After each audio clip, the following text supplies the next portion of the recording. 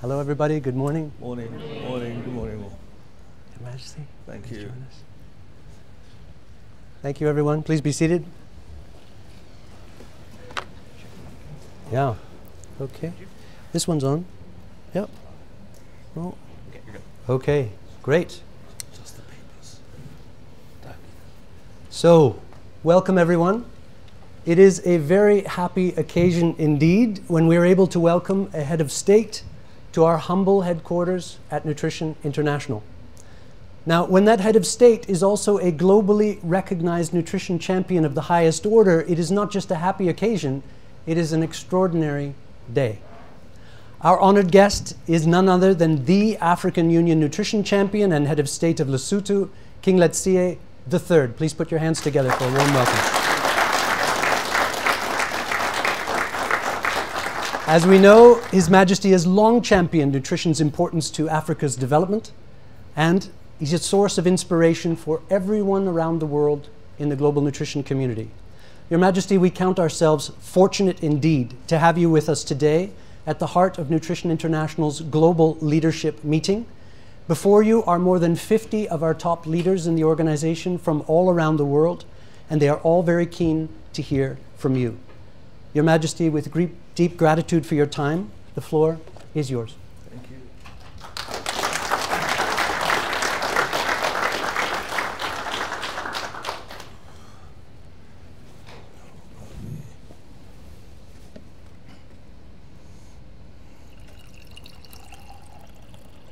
Thank you, Joel, for your kind and glowing introduction. Can I, first of all, start by paying my respects to you, Joel, as President and CEO of Nutrition International, and of course paying my respects to all of you in this room as directors, regional and country leaders of this wonderful organization. It is an honor and privilege for me to have been accorded this opportunity to engage with you at this important meeting of Nutrition International's global leadership. Although I am in Ottawa very much for a private visit and for my own private reasons, when Mr. Spicer requested me to join you for a few minutes, I most willingly accepted his invitation because I deeply appreciate the importance of the work that you do and appreciate the enormity of the challenges you face in addressing the global problem of malnutrition. I have been advised that you are gathered here for the purpose of developing a strategy that will guide the operations of Nutrition International for the next 6 years. I'm also happy to hear that on your agenda, discussions are included on important issues such as strengthening national nutrition plans and policies and ensuring that those plans are adequately funded and effectively implemented. Scaling up high impact and evidence-based nutrition interventions, empowerment of communities, especially helping women and girls to make informed choices about nutrition and health, enhancement of a multi-sectoral collaboration approach that brings together all the relevant stakeholders, such as agriculture, health, and education, to address the underlying drivers of malnutrition. These are indeed some of the very critical issues and challenges that have to be grappled with if we want to win this battle against malnutrition in all its forms. Ladies and gentlemen, you will all know that since 2014, I have enjoyed the privilege and honor of being the African Union's champion for nutrition. Part of my mandate in that role is to raise awareness about the alarming levels of malnutrition on the continent, to galvanize continental and international support for the fight against malnutrition, and call for greater urgency in the actions we take in addressing this problem.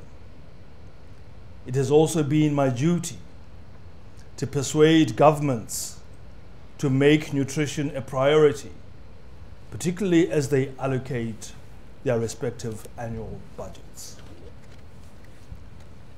Even though I have been doing this job for almost 10 years now, my commitment to the cause of ending malnutrition and hunger on our continent and across the globe is greater than ever.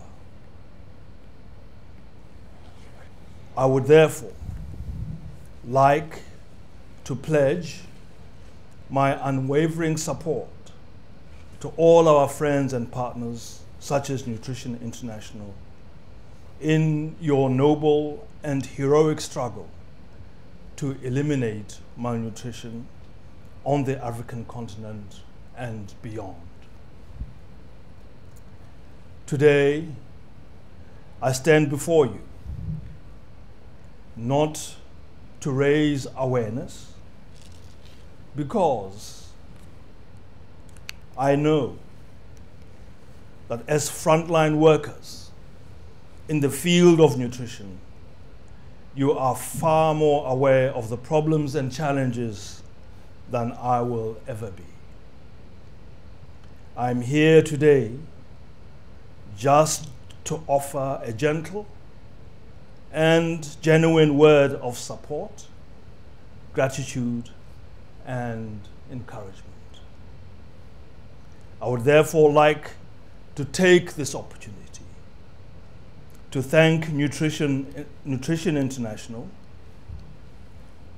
and its regional and country leaders in the field for transforming millions of lives through better and improved nutrition. I know,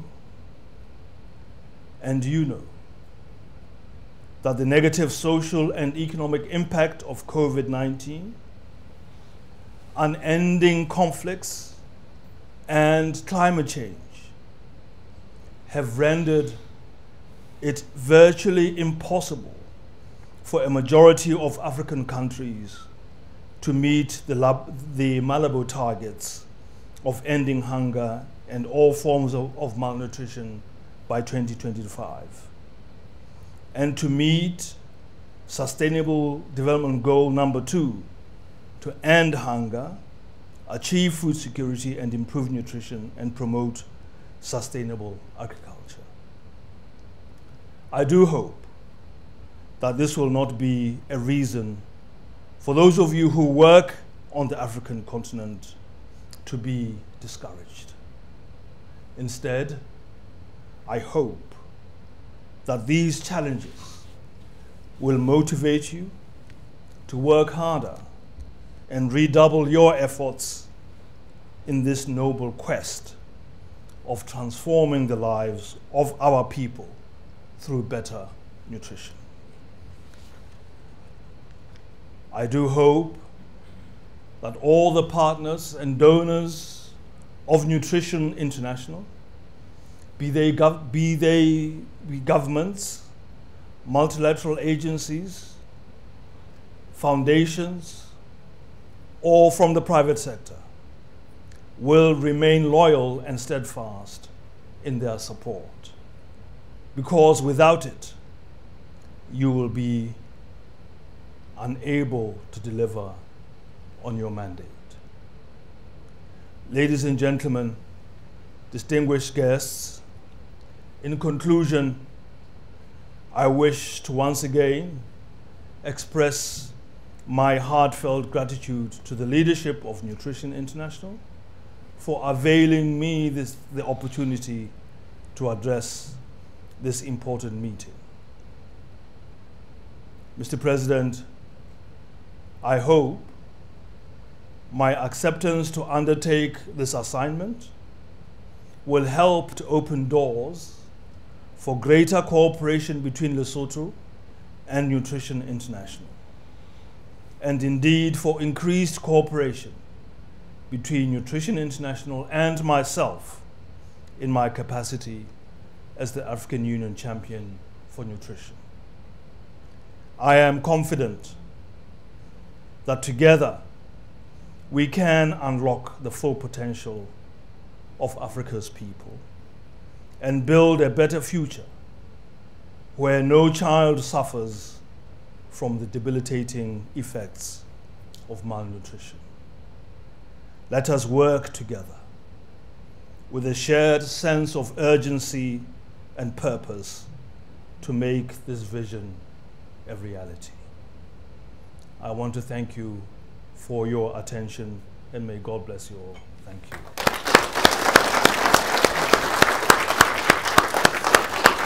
Thank you, Your Majesty. Thank you so much. That was excellent. Excellent. Your Majesty, I know I speak for everyone when I say that this is a highlight of our week. You have fortified our spirits with your kind words of encouragement, and that's really what it's all about, isn't it? I think I want to first express my gratitude for your willingness to have this fireside chat. Thank you. We are all in the nutrition family here, and for us to be able to hear from what we consider to be the Premier General of the continent of Africa in terms of nutrition is really useful. I would like to offer you the possibility, if you would like during this discussion, to turn the tables on me. It is completely acceptable if I ask you a question that is a bit odd, that if you want to flip it, you can. That is your right. And I should subject myself to those rules as well. So my first question, Your Majesty, is as an AU nutrition champion, the AU nutrition champion for the last 10 years, what drove you to that position? What made you care about nutrition in the beginning to get you to the point where you would dedicate your life in that way? I didn't apply.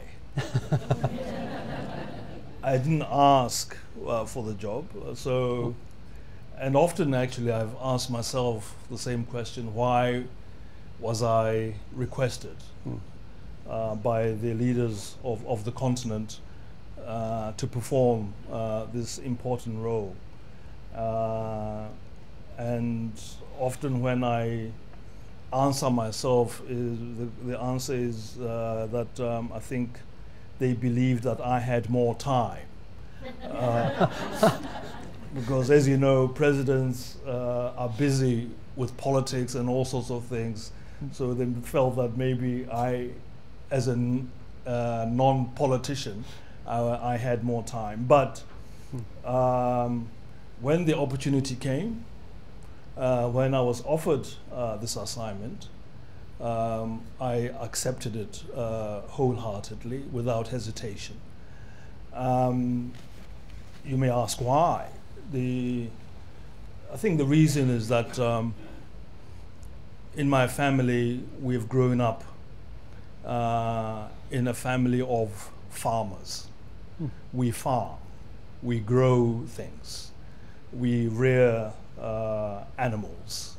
So I've always had this belief that there is a relationship and there is a nexus between agriculture and nutrition. I've always believed, as farmers, we have responsibilities to make sure that we put nutritious food on the table of populations. And for that reason, I think it was easy for me to accept the assignment, and I'm glad I accepted it. That's excellent.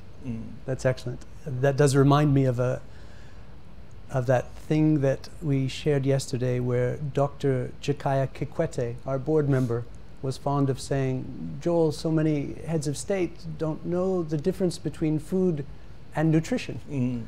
And I wonder how you see that play out around the world.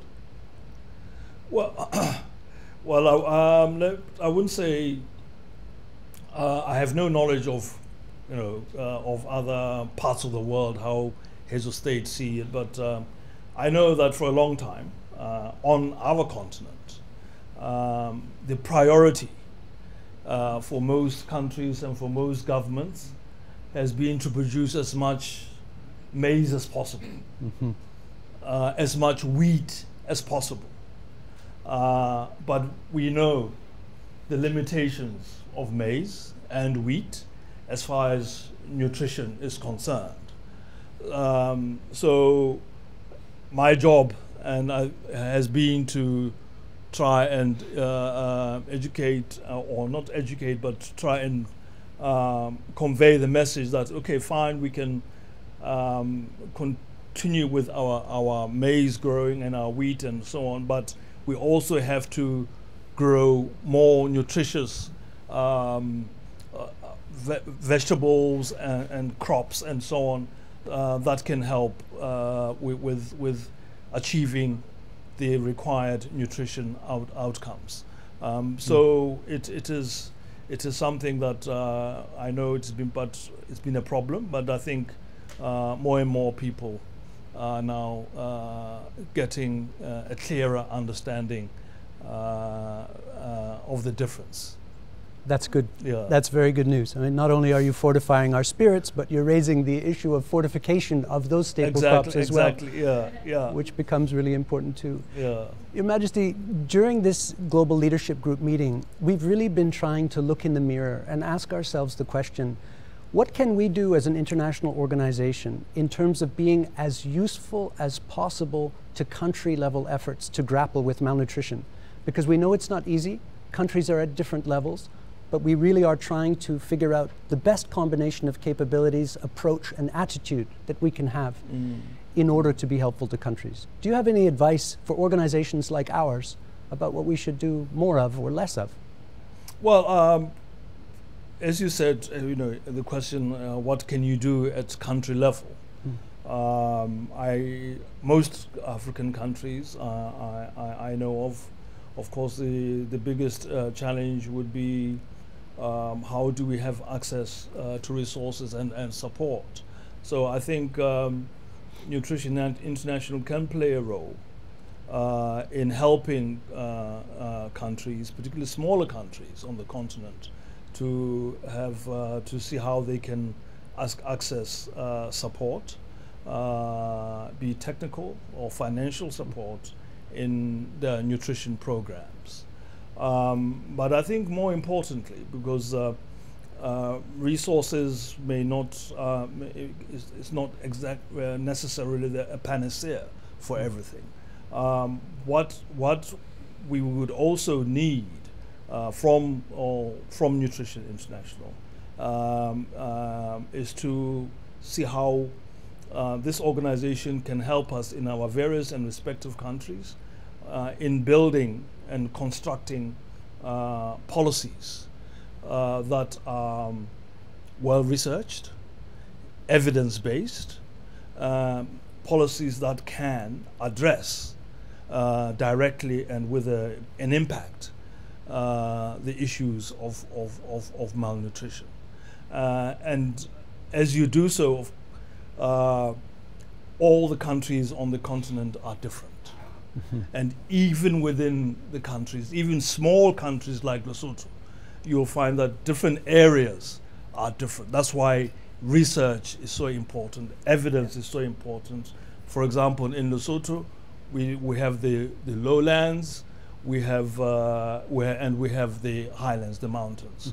So what you do in the lowlands will be different from what you do in the mountains. So you need, specific policies to address each area, and of course you need research, you need evidence so that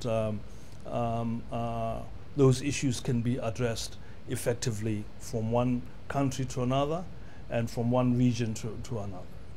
Your Majesty, I know it's music to all of our ears here to hear you talk about the importance of evidence, the importance of research, the importance of properly diagnosing the unique challenges and then proposing that combination of solutions tailored to those unique challenges and providing government with the best quality policy advice and evidence that's possible. So you can count on us. That will be a key part of our strategy, including strengthening our partnership with the African Union and in Africa as well. Thank you for that reflection. No, thank you, thank you. Next question, a bit of an odd one.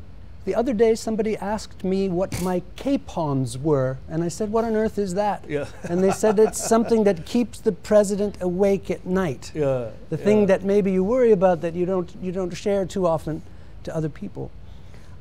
I myself am wondering what keeps the king up at night in terms of the AU nutrition champion as well, when it relates to the rate of progress we've had in nutrition so far.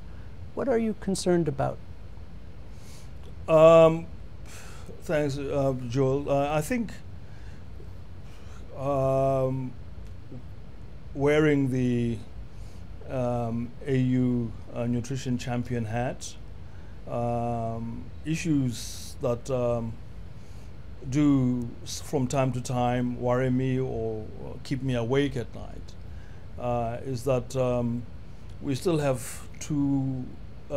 far too many children on the continent that are dying needlessly, and we could do more, I think, to save the lives of malnourished children, and we could do more to try and reduce the levels of stunting. So we are trying, but it's difficult to make the progress that one would like, because since I've been involved in this field of nutrition as AU champion for nutrition, I have realized and I have learned and accepted that the issue of nutrition is not just, it does not end with the individual. It's not just to make a person look good. Of course, it's a person to feel good and be healthy, but the consequences and the impact of that go far beyond the individual, social, economic. So we really have to do more, because our failure to do the right thing as far as combating nutrition, combating stunting, affects our future and our prospects for economic development and for social and even political development. So it is very important. So when you see things not going right and the figures remaining, the levels of malnutrition and levels of stunting remaining stubbornly high in many countries, it does give me sleepless nights. So wearing the AU hat, I would say that is some of the things that would give me sleepless nights. But there are many other things when I put aside my AU hat that do still continue to give me sleepless nights. Yeah. Well, we'll save that perhaps for another conversation, that aspect of it. But I would say, coming through very clearly in your words, is a sense of urgency, a hunger for greater urgency globally in how we tackle this problem. That feeling that countries should not treat this as an optional thing that's nice to have, but a Yes. foundational thing that we must have in order to move forward. And I think that clarion call from someone like you, calling for more urgency and pushing us to realize this is not a 9-to-5 job when you work in nutrition. This is a complete commitment to changing the world. That message really resonates, and I thank you for that message. The mirror image of the question of what are you worried about and what keeps you up at night is what fills your heart with hope? What makes you feel optimistic when you look at progress that is made so far in nutrition or that could yet be made? What do you hold on to that gives you hope? Well, I'm encouraged, and I do get encouraged to meet people who are involved, who are on a daily basis confronting the issues head on, like yourselves. And I see the determination, the persistence, and I think with that determination, as long as we have people who are determined to fight the good fight, if I may put it that way, I think I remain optimistic that one day we will win this war. So it does give me encouragement, and of course with organizations like Nutrition International, the work that you do, and other organizations across the world, on our continent and elsewhere, we just have to really try and add urgency, and and we hope that the leadership in our countries will put this issue as a top priority on their agenda. I must say, there is a ripple effect, I think, when you put out the marker of urgency and the marker of hope, and that impacts other actors throughout the nutrition ecosystem. One of the ripples that gives me hope, coming off of leadership in Africa in particular, is that more than any other region, I see through people such as yourselves or Dr. Kikwete, Dr. Mayaki, many in the AU as well who are putting nutrition top of the heap. That gives me encouragement. And I hope that global moments like Nutrition for Growth will create those opportunities for African leadership to come to the fore, and in fact to inspire other regions as well, because we need that kind of electricity and dynamism even beyond Africa, I would say. But as we move to the closing section of this very rich discussion, two very short questions. One, if you had one message for world leaders on nutrition, what message would you want to give to them? I think, as I've just said, Yeah. The message would be, please put nutrition as one of the top priorities for your development plans. It is part, nutrition is part of an economic development plan for our countries, and should be.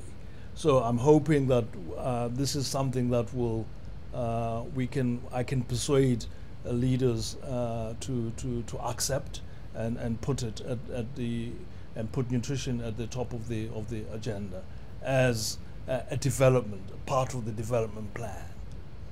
That's excellent. Final question for the broader nutrition community out there who will no doubt be hanging on your words when they see this come out. What message do you have for the nutrition community for the next 12 to 18 months ahead? Well, just a message of gratitude. As I said in my statement, I just want to thank you for doing the work, the hard work, under very difficult circumstances. I'm sure you get frustrated from time to time, but you keep on going. And I just want to thank the nutrition community for keeping on, if there's a say. Keeping the good fight and fighting the good fight. So please don't feel discouraged, and we hope that you will receive the necessary support from the communities you work with, from the governments you work with, and from the organizations you work with or you work for. And I hope with your efforts, all of these things that we are talking about that we want to achieve, we will get there, as long as you keep the determination going, as long as you persevere, and as long as you have the necessary support. So that's what I would just want to say. I just want to thank them, and please don't give up. That's an important message. Yeah. Your Majesty, I want to thank you for your generosity of time and spirit, for inspiring us. I want to assure you, and I know I speak for everyone in this room, that we stand with you. We are rallying to your call for urgency, for not giving up, for leaning in, and we will do that with the AU in Lesotho and in many other countries around the world. Thank you so much, Your Majesty. No, thank you, really Joel. appreciate it. Thank you very much. Thank you. Thank you, Joel. Thank you.